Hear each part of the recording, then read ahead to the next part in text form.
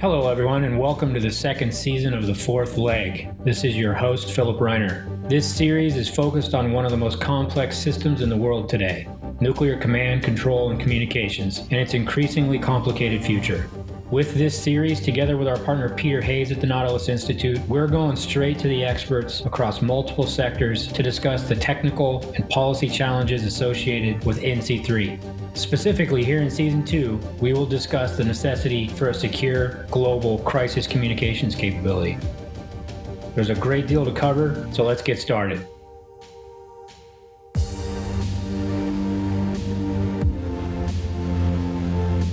Today, we once again have the privilege of hosting Eric Grosse. He's the former Vice President of Security and Privacy Engineering at Google. Before Google, Eric was a research director and a fellow at Bell Labs and has his PhD in computer science from Stanford. Currently, Eric is semi-retired, flying a Cessna 182 around the country while working on building radically simpler and much more secure systems.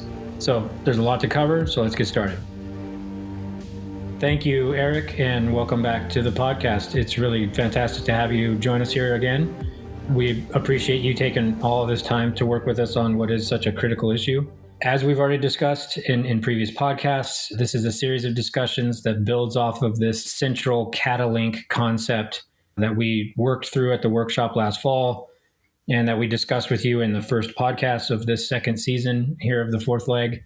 All of this builds off of what in large part was your idea going back to the previous year and the previous workshop, that we could perhaps build a secure crisis hotline system for the 21st century, something that's essentially open source and a more secure, perhaps more resilient version of the US Moscow hotline from during the Cold War. You've written a paper that starts to get a little bit more down into the technical specifics of what potentially could be the foundation for a system like this. For all of our listeners out there, Eric's paper is actually something that is open and live for comment. We'll be sharing that with all of you.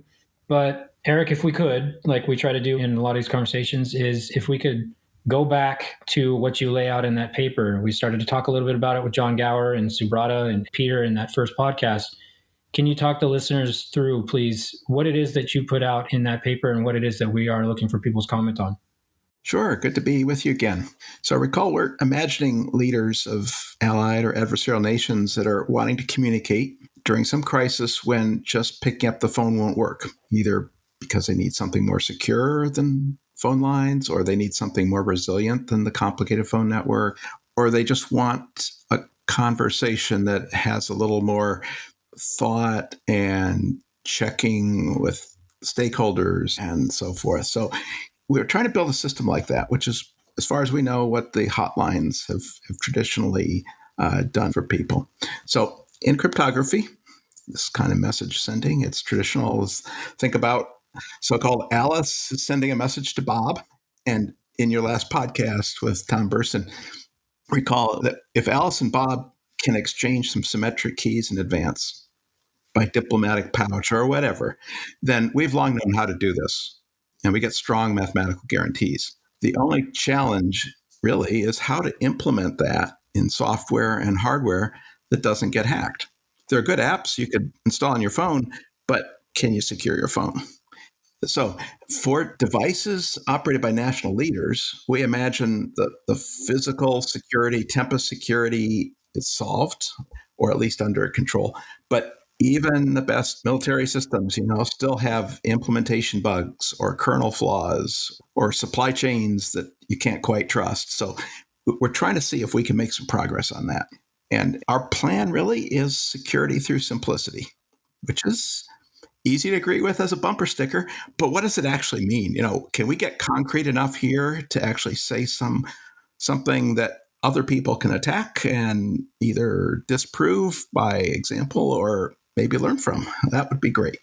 So we're trying in that paper to write down exactly what kind of networking and display and so forth that CATALINK needs, and actually build a prototype system so that we can put it in front of the kinds of national leaders that would use this in real life and make sure that what we're building is meeting something that they need, and not pulling in say, the whole Linux kernel or, millions of lines of code. There's just no way that I know how to go about making that really secure at the level we're thinking of.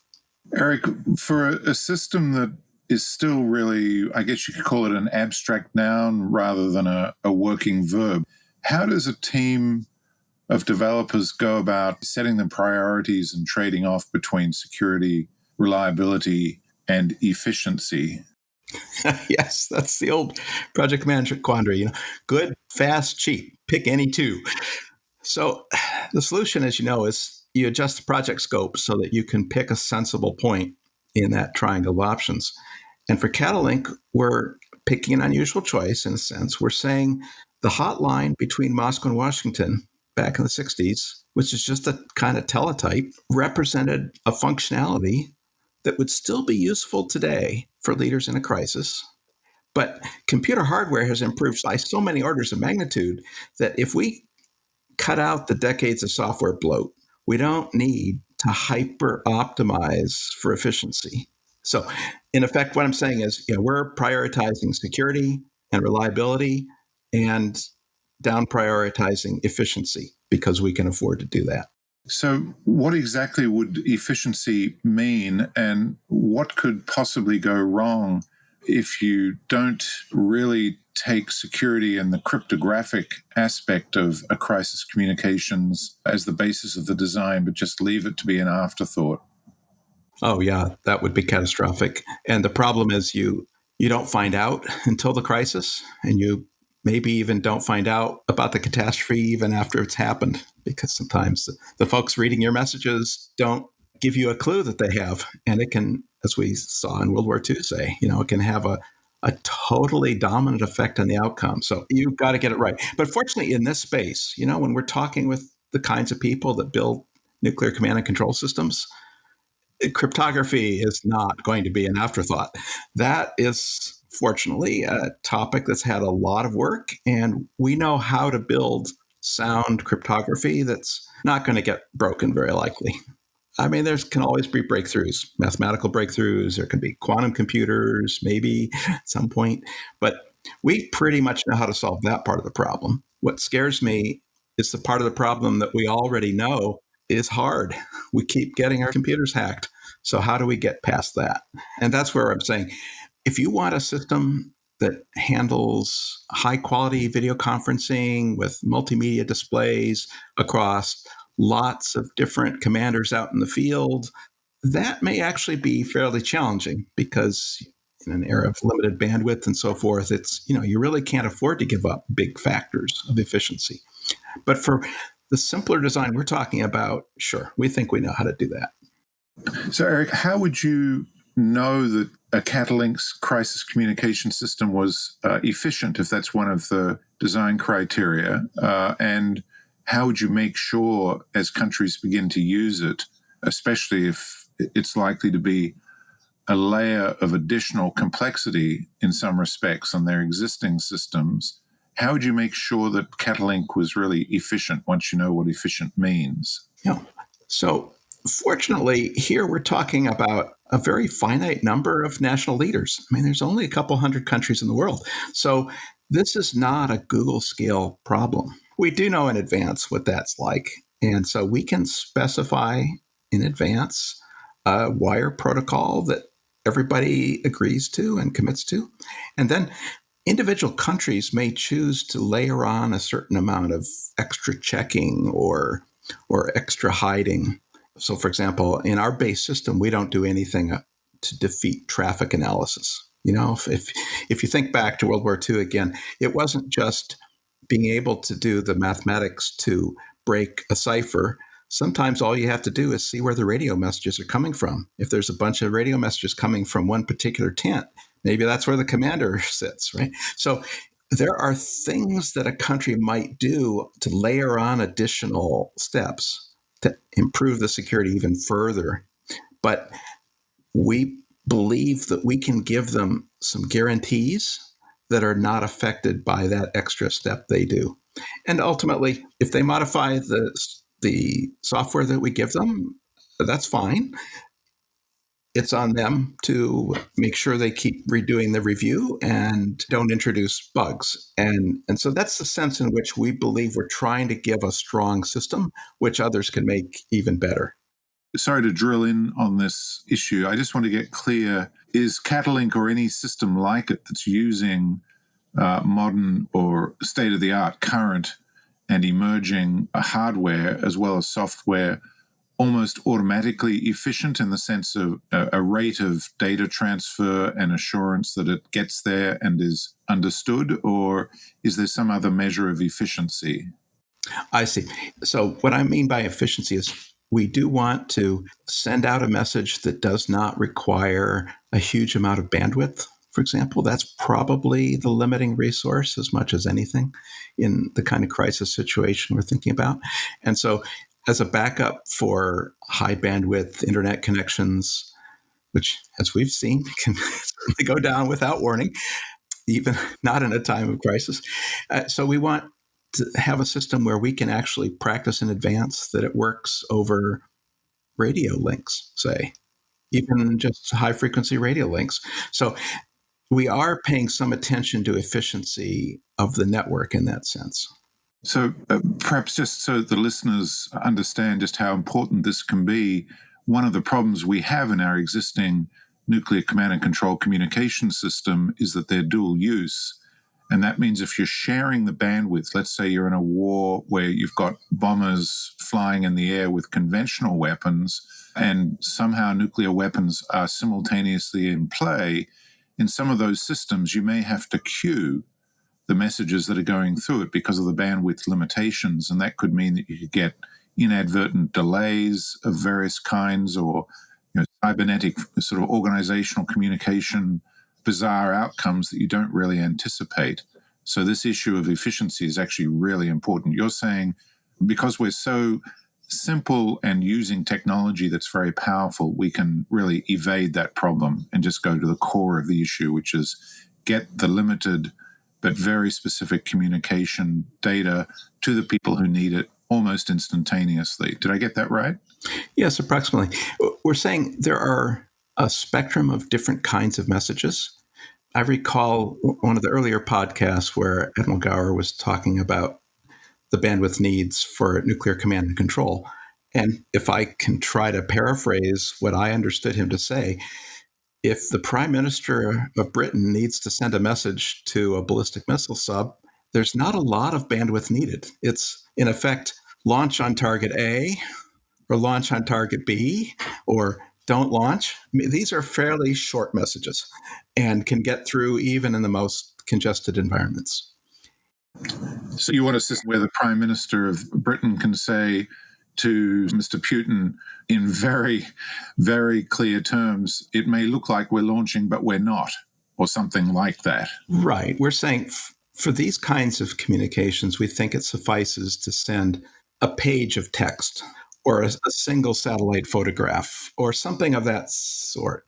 If you're trying to get a lot of people to discuss a very complicated situation, you probably do need video conferencing and hour-long meetings and that sort of thing. That's not what we're going after with this system. I'm not saying that's not another useful system to have, but that's not the specific goal we're going after here. We're going after something that gets through in more limited network situations and still delivers a message that's larger than just launch on target A. That's a pre-canned message you can afford to make really short. We're saying there should be something in between the two. Right, and you may be making these communications in a crisis in which seconds and minutes really matter.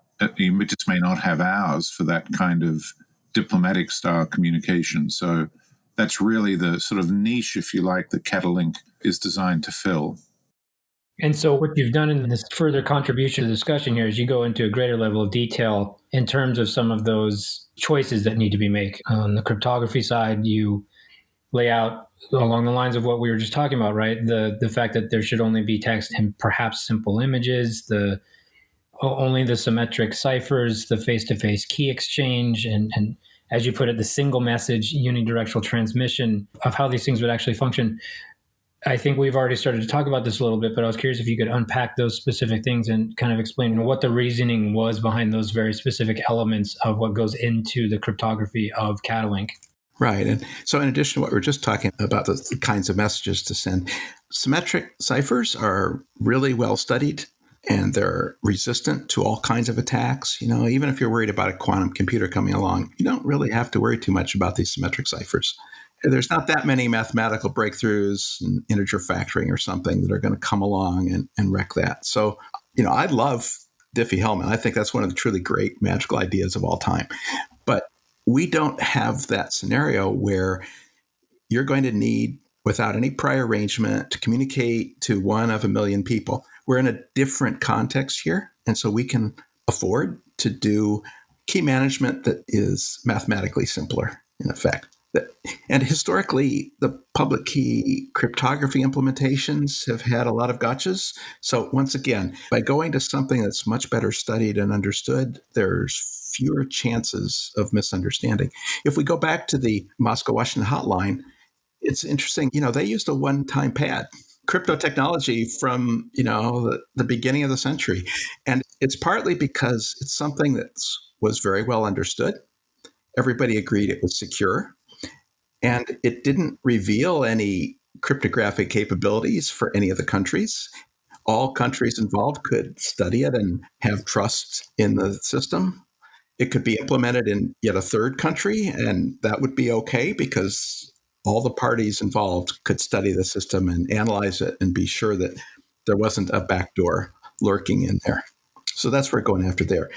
On the networking topic that you asked about, that's obviously essential. But what we see when we try to prune down a system to, fewer lines of code, often we'll see the networking stack is as large as the whole rest of the operating system. Again, as we try to find a design that is simple enough that we think we can implement it in a secure way, networking is one of the first areas of concern for us. So that's a place where we're playing around. Networking is interesting because you can try to innovate, but you can't make it all from scratch because you have people trying to communicate. And so any one person who invents something brand new may have built a great system, but they won't be able to talk to anyone else because no one else is using that. So we're trying to find a simple piece of networking that is still interoperable with the great world that's out there. And that's a challenge, but we're making some progress, so I'm hopeful. Eric, you touched on this already, but could you lay out a bit more the relative merits of sending text versus audio-visual content, both from a security and communication viewpoint? And in your design work, what do you consider to be the highest priority and the most secure and lowest risk way of communicating data in a crisis? Right. So I don't mean to imply we're adamantly opposed to video, especially if you got the network bandwidth available, fine. That may be very useful, especially for a group of people who all come from the same culture so they can read each other's body language and so forth without misunderstanding. But in technical terms, we need to be totally confident, both ourselves and in a way that skeptics abroad can also persuade themselves, that there's no vulnerability in the code that handles the video, right? And parsing is traditionally a place where people get things wrong. They'll have buffer overflows or whatever. And video is an example of that. Fancy image processing can be an example of that.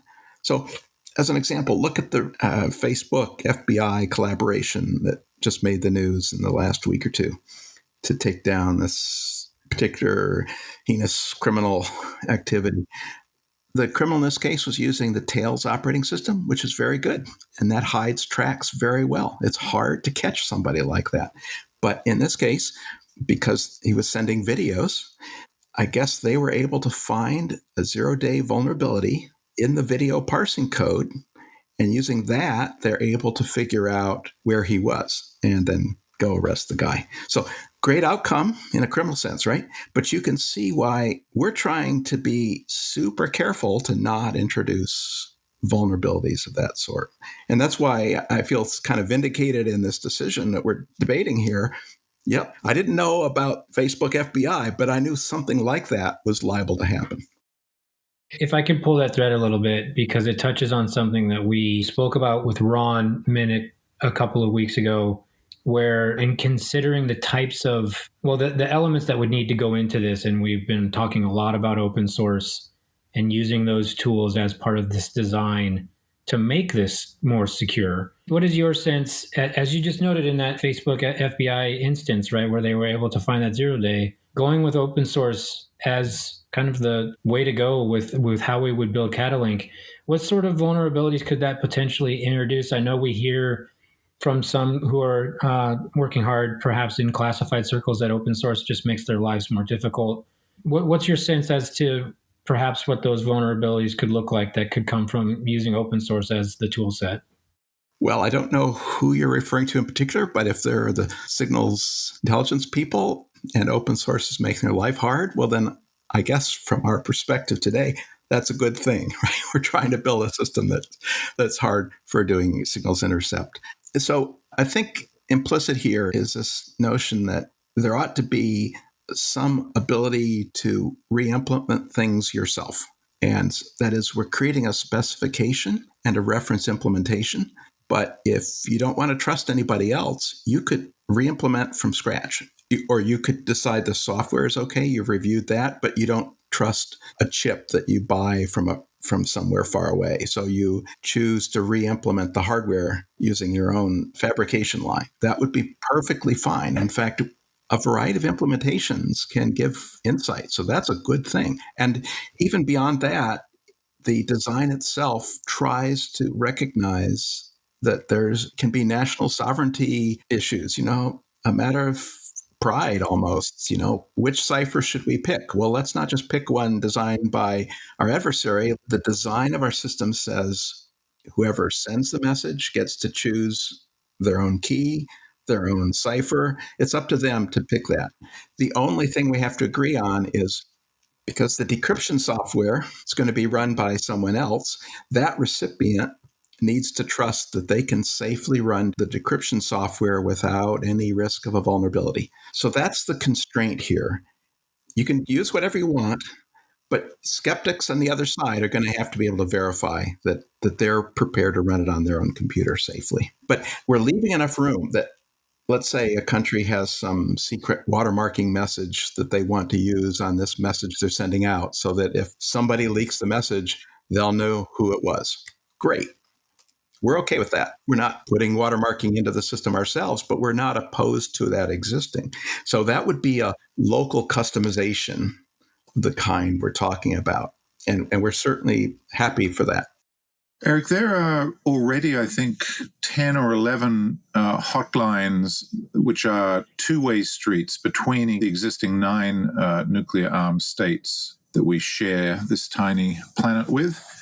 And they're bilateral, they're two ways, just two players. But the reality is, in almost any conceivable nuclear crisis or nuclear war, for that matter, there are going to be more than two people involved in the conversation. Almost certainly it's going to be 3+ communication lines between the leaders, not just one or two states. So if you assume that that's the case, are there new and more stringent technical and security, I was going to say obligations, but perhaps implications on you as a designer to ensure that multiple parties can communicate simultaneously via a shared hotline system like CATALINK, which might be operating simultaneously with the existing nuclear hotlines?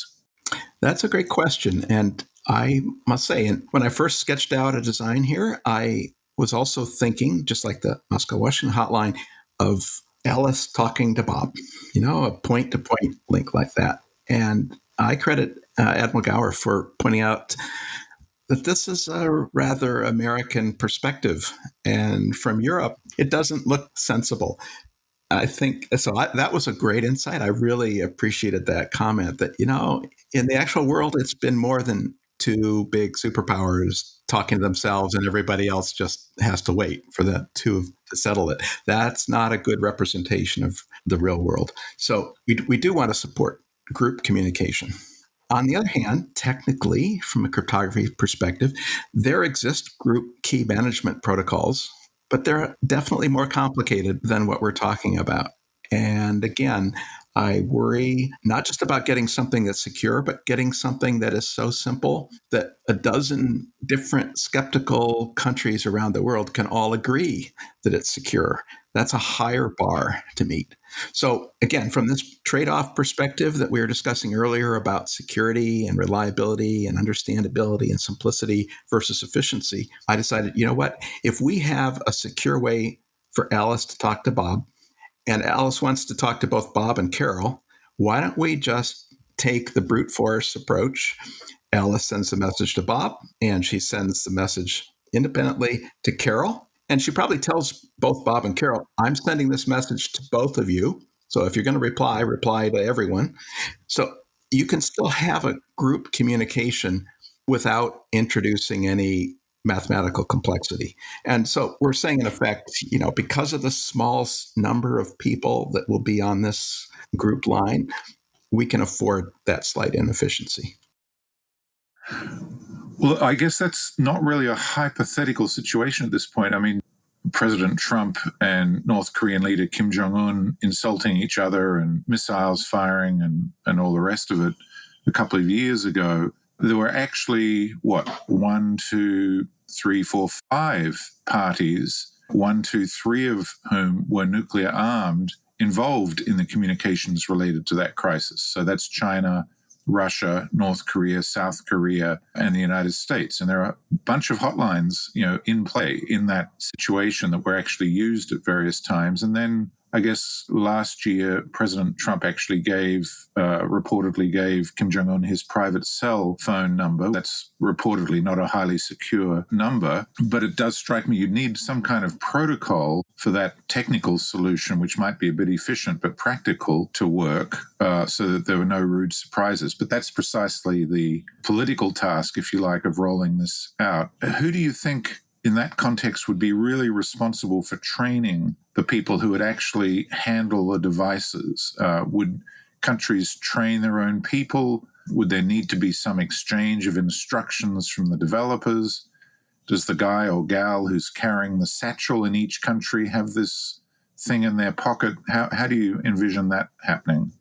Yes, it's just as you say, and I'm sure each country would do their own training of their own people and have their own protocols for assessing how trustworthy that person is and making sure that they are physically guarded as they travel around and so forth. So yes, that's pretty much, we're falling back on existing country-specific means. I do think it's worth our group writing down a suggested set of training instructions, making that part of this open source collection, and debating whether there are holes introduced through those instructions. So to the extent that we can all agree, here's a system that's secure more or less as it stands, but of course a system really involves all the people as well. So when we do red teaming against the system we build, it should be no holds barred. The red team gets to go after the training as well as the physical object. But yes, each country is in charge. So the first country to play with a second country, in a sense, might set the best practice or worst practice standards, but having us specify at the outset, the designers of the CATALINK at the outset, what should be best practice is really critical in your view. That's right. But we'll take a first stab at it. I'm already doing a little bit of that. I think it's not just about the training, though. It's really about what is the crucial functionality.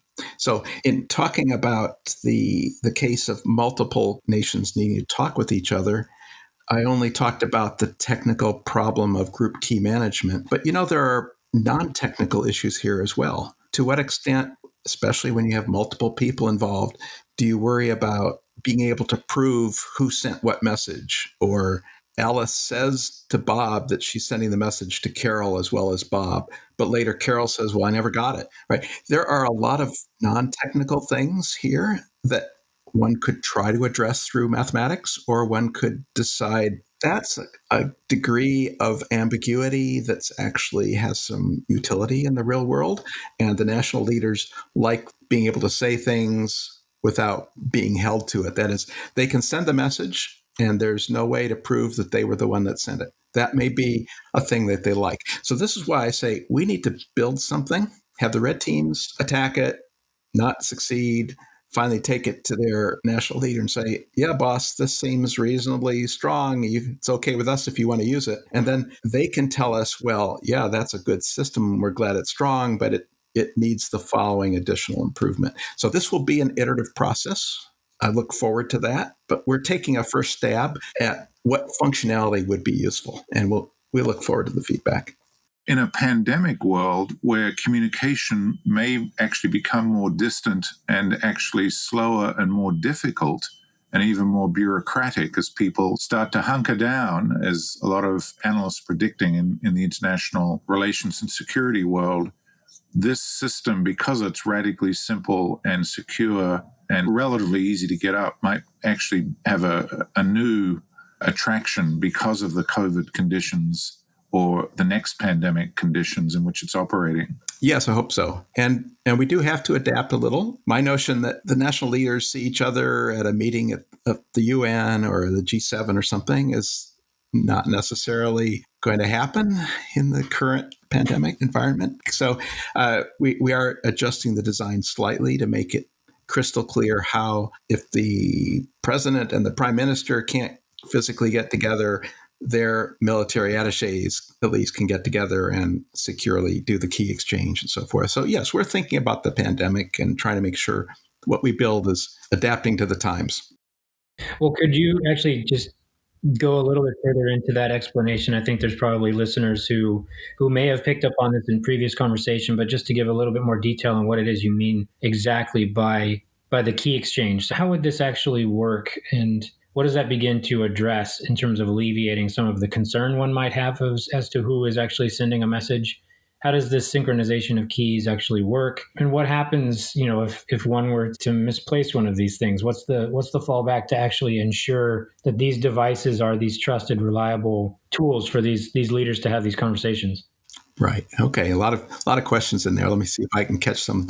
So what I'm envisioning is Alice and Bob get together in a single room face to face with these little gadgets, and they pull out a Cat5 Ethernet cable and they plug these two boxes together. These gadgets are not connected to any other networks, just these two. And the software looks and sees, oh, yes, okay, I'm connected to one other piece, and my operator's telling me, send a candidate key over to the other device. And so Alice, in effect, proposes, here's my key. Here's the best way to send me messages, at this IP address or on this radio frequency or by this courier or something. And that can happen directly in a way that doesn't require a great deal of understanding of mathematics. I mean, these are humans who can see the other person and satisfy themselves. Yes, I know who I'm talking to here in the room. It's not like there's some deep fake or some other kind of a man in the middle attack going on. I can see with my own eyes who it is I'm talking to. And that's the basis of giving them enough judgment on who they're having to trust in order to make this work. So that's the sense, though. There's nothing super fancy here, right? We're just literally saying, take these two small computers and physically plug them together, and they'll exchange the keys. And then when you unplug them, and you can now send messages from a long way away. That's the kind of thing. Now, if we have to do something fancier, we know about M out of N secret sharing and all kinds of other technology. We'll see. And there can be concerns about, did that key exchange work? How do we confirm once we're back home that it actually is working? And it's working at the start, but will it still be working 6 months from now? So we assume that the operations procedures will involve periodic health checks and so forth. So there's a lot of that we are thinking about, and I'd urge people to go dig into the paper and file some comments there.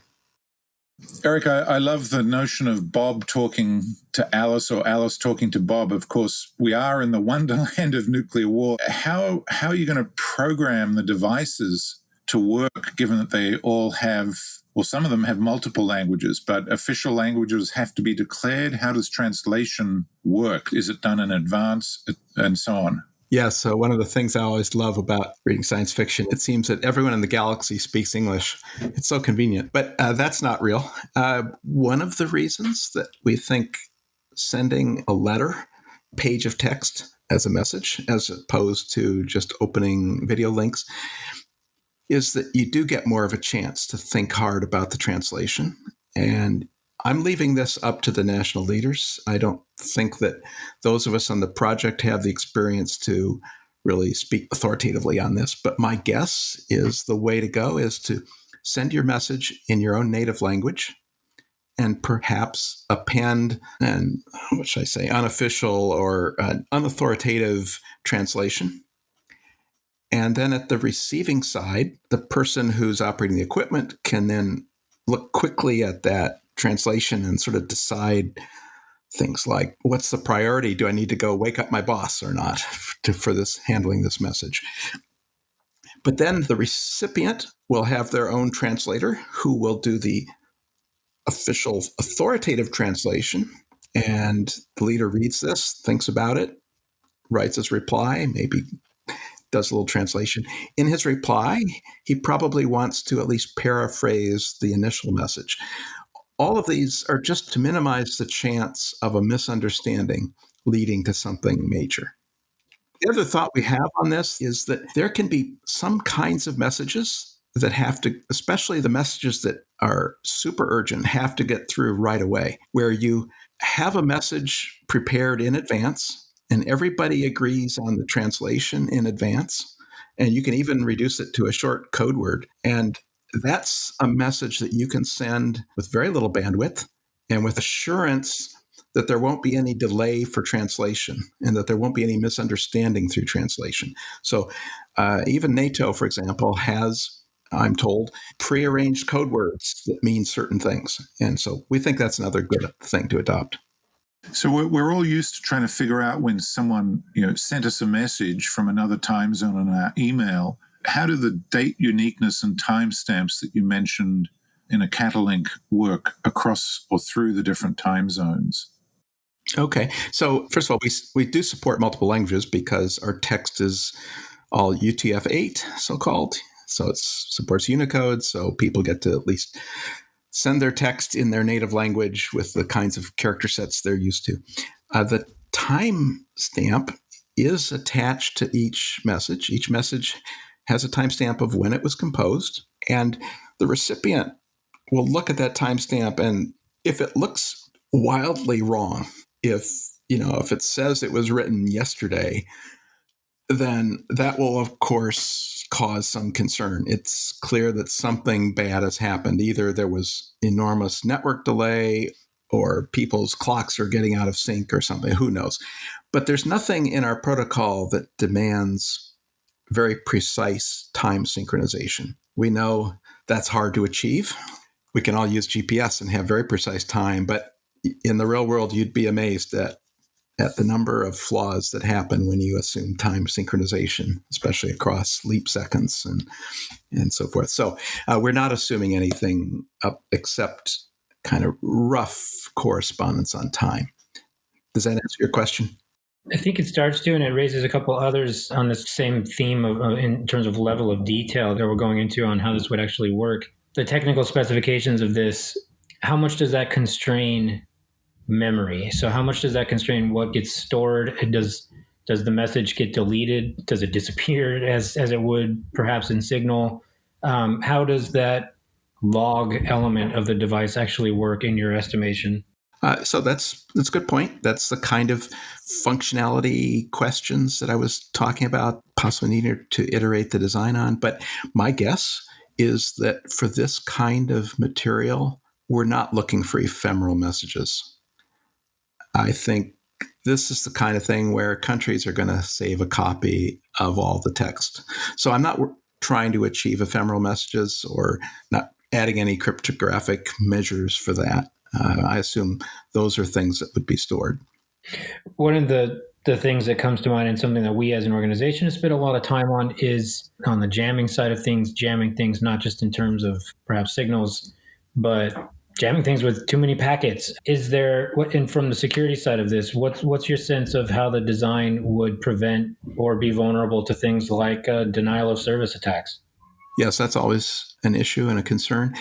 Because of the relatively simple network communications we're talking about, in rough terms, it's like all we have to be able to do is send a UDP packet. We're not looking for acknowledgments even on any short time scale.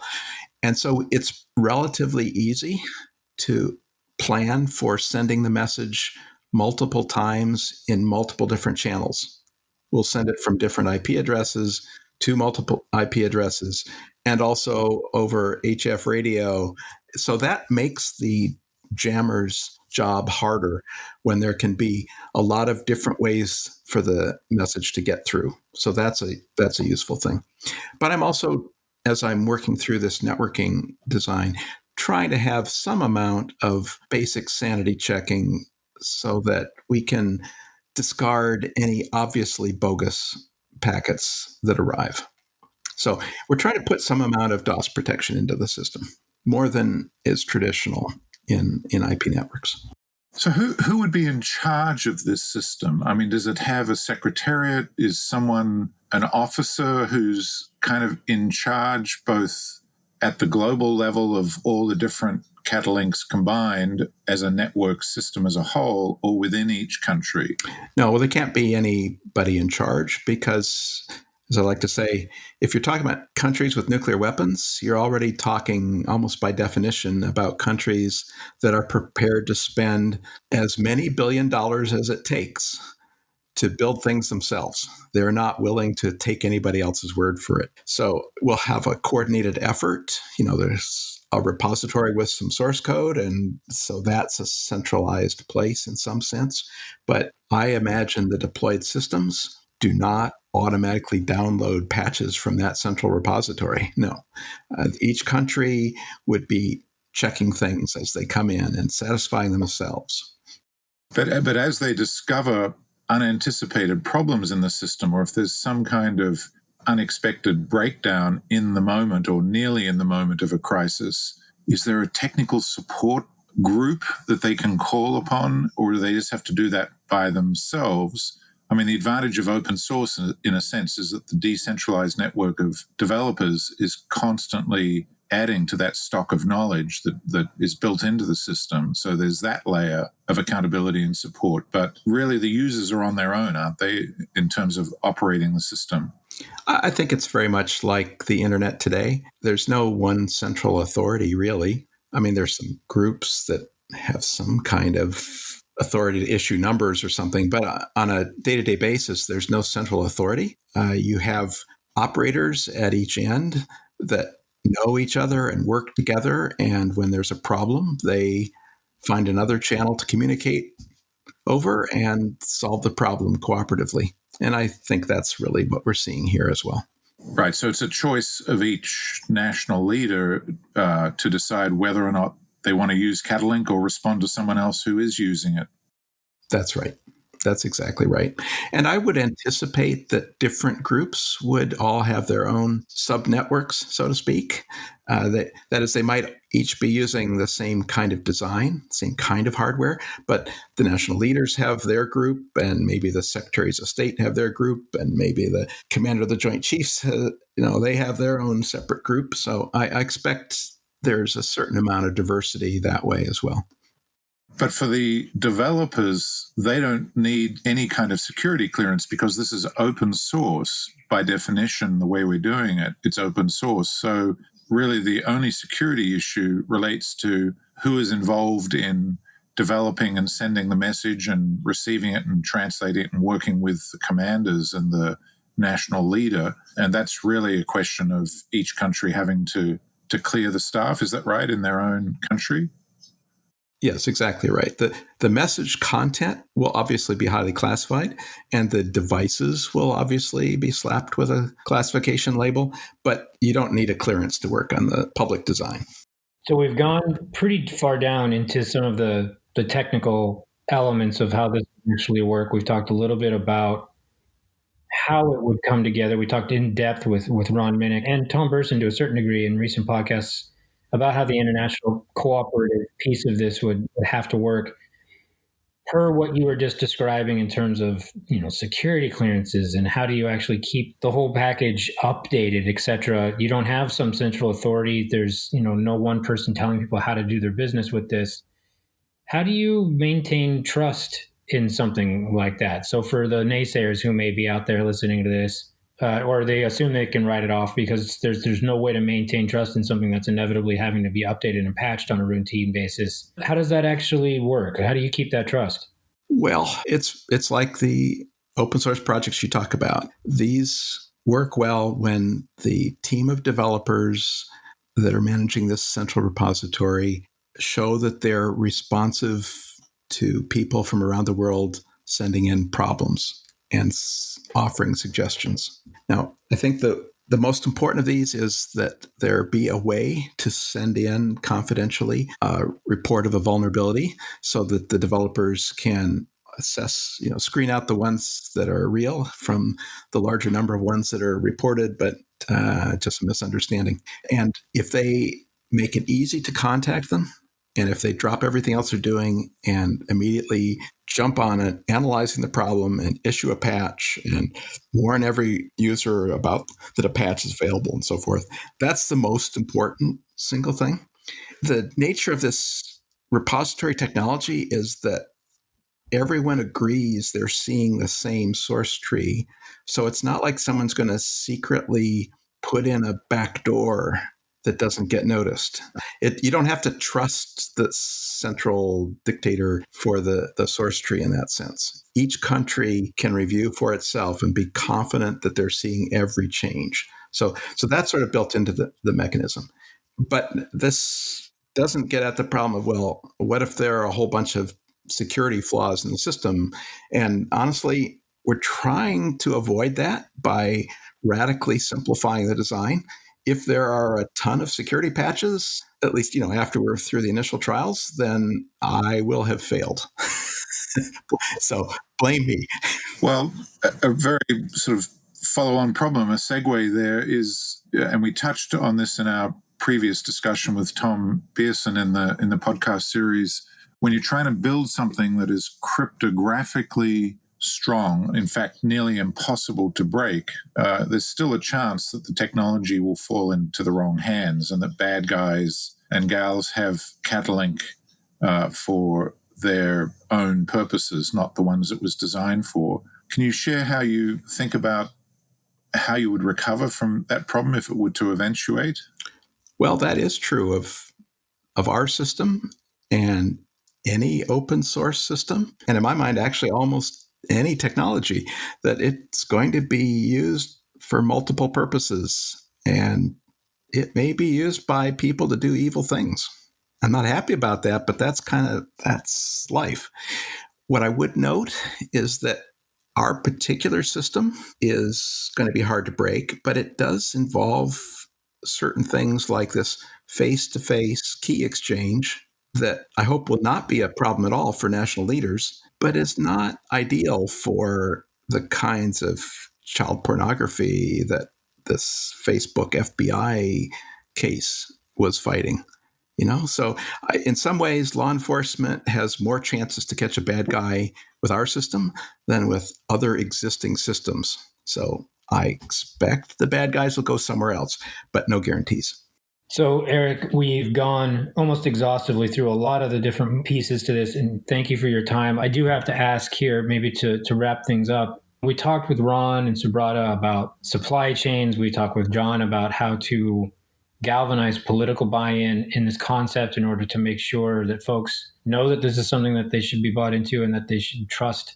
We talked with Tom Burson about all of those things. What's your sense going into this in terms of what really the biggest challenge is going to be? We've talked about the cryptography a bit here today. You alluded to the political piece. What do you think is going to be the biggest challenge in pulling this thing off and making sure that it actually is in the right hands? And how maybe can we overcome that challenge? Yes, there are plentiful challenges on all fronts. The part I'm working on is trying to select tastefully as I can just enough functionality to still have a general purpose computer, but support orders of magnitude fewer lines of code so we have a chance of making it really secure. And maybe that's crazy hard, but certainly no harder than securing a global electronics supply chain or getting all world leaders to agree on anything. So fun in all directions. On that happy note, and indeed, we've definitely got our work cut out for us, but really to be much thanks to you that we've had this inspiration for this idea, and the reality of what we could possibly pull off is in large part because of the leadership you've shown on this. So can't thank you enough for that. And thank you again for joining us here today. Thank you. It's a pleasure. Thanks, Eric. That was brilliant. Thanks again, Eric. As always, thanks to all of our listeners. We'll be back again later in July with another episode of The Fourth Leg as we continue this conversation around this CATALINK system. And we'll be speaking with the one and only Sri Krishna Devabhaktuni about mesh networks. Be sure to come back and check it out. Until then, subscribe to the pod via SoundCloud, or we'll see you online via Twitter or website. Thanks again, everyone, for listening.